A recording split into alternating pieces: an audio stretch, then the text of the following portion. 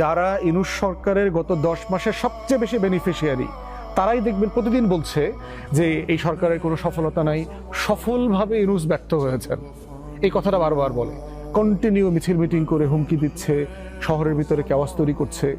কিন্তু তারা গত 10 মাসে কি কেউ ডিবি অফিসে গেছে, রিমান্ডের শিকার হয়েছে, মিথ্যা মামলার শিকার হয়েছে? তাদের হাজার হাজার মামলা উজ্জ্ব হয়ে চলে আসছে না?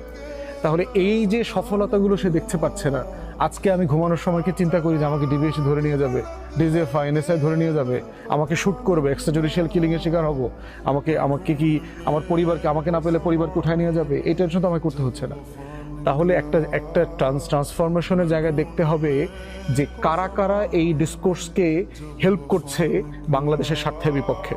এবং দেখেন, আপনি ইন্ডিয়ান গণমাধ্যমের লেখা পড়েন, ইন্ডিয়ান বুদ্ধিজীবীদের লেখা পড়েন, ইন্ডিয়ান পলিটিশিয়ানদের লেখা পড়েন, বক্তব্য শোনেন, ইন্ডিয়ান সেনাপ্রধানের বক্তব্য দেখবেন, আমাদের রাজনৈতিক দলের নেতারা, আমাদের সামরিক বেসামরিক আমলারা একই ভাষায় কথা বলছে, একই শব্দে কথা বলছে। আমাদের দায়িত্বশীল লোকদেরকে তারা কাউকে ভিলেন বানাচ্ছে, কাউকে শত্রু বানাচ্ছে, কাউকে বন্ধু বানাচ্ছে। কাকে ভিলেন বানাচ্ছে? দেশের সবচেয়ে দেশপ্রেমিক লোকটা, যে রোহিঙ্গা প্রত্যাবর্ষণ নিয়ে সিরিয়াসলি কাজ করতেছে, দিনরাত কাজ করতেছে, তাকে তার দ্বৈত নাগরিকত্ব আছে কিনা, তার কাছে সশস্ত্র বাহিনী রিপোর্ট করতে হচ্ছে না, কমফোর্টেবল ফিল করছে না, এইটা সেটা বলে টলে পুরো কেওয়াস লাগাই দিছে। একটা জিনিস ঘটে নাই, এই করিডোর দিয়ে দিচ্ছে, চিটাগং পোর্ট বেচে দিচ্ছে। এবং পুরো জিনিসটা দেখবেন ইন্ডিয়ান মিডিয়ার সাথে মিলায় পড়লে দেখবেন যে পুরো ইনডিউসড মিডিয়া, যেটা আমরা আওয়ামী লীগের সময় কিন্তু দেখেছি।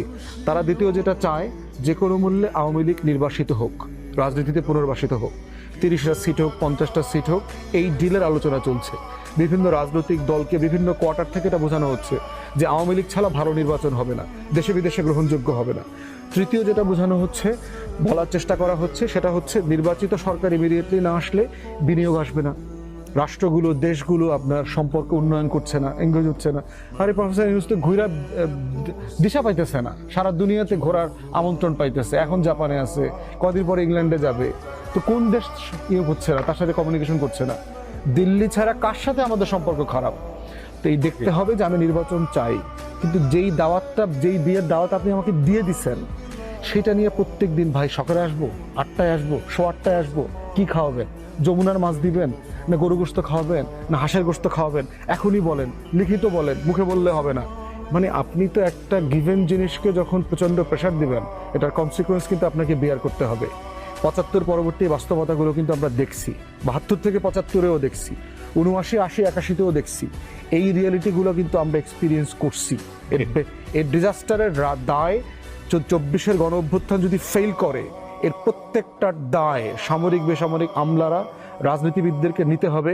ছবি সহ তাদেরকে, এই প্রজন্মের মানুষরা তাদেরকে মির্জাফর আর লেন্দুব দর্জি বলবে।